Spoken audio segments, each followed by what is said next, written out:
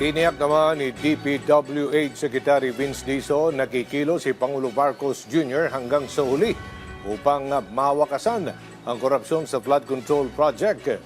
Patunay umano dito ang bagong recommendation na inihain sa Ombudsman ngayong araw. Si Harley Valbuena sa sentro ng balita.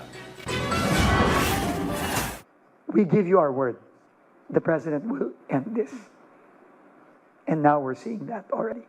Ito ang tiniyak ni Department of Public Works and Highway Secretary Vince Dizon sa harap ng lumalawak na investigasyon at dumaraming mga pangalan na idinadawit sa maanumalyang flood control projects. Ayon kay Dizon, ang Pangulo ang nagbunyag ng flood control scandal, kaya't siya rin ang tatapos nito. Patunay raw dito ang mga ginagawang aksyon ng iba't ibang ahensya ng gobyerno. Pinakabago dito ay ang referral na isinumite ng DPWH at Independent Commission for Infrastructure sa Ombudsman ngayong araw na nagrekomenda ng pagsasampa ng mga kasong graft, plunder at bribery laban kay resigned Congressman Zaldico at sa mismong pinsan ng Pangulo na si former House Speaker Martin Romualdez.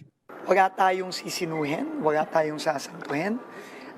Kahit kamag-anak, kahit kaibigan, kahit kaalyado, kung saan ang ebidensya, doon tayo tutumbok. Tiniyak ni Dizon na tuloy-tuloy ang pagsasanib puwersa ng iba't ibang ahensya ng pamahalaan para matukoy ang mga dawit sa anomalya, makalap ang mahalagang impormasyon at ebidensya, maisampa ang mga kaukulang kaso at mabawi ang mga nakulimbat na pondo ng bayan.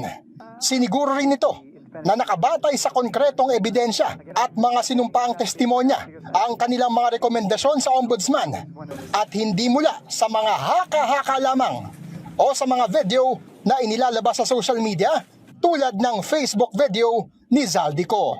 Lahat ito dokumento, wala ditong kuro-kuro, walang conjecture, walang kahit ano, walang hearsay, dokumento at sworn testimony. Harley Valbuena para sa Pambansang TV sa Bagong Pilipinas.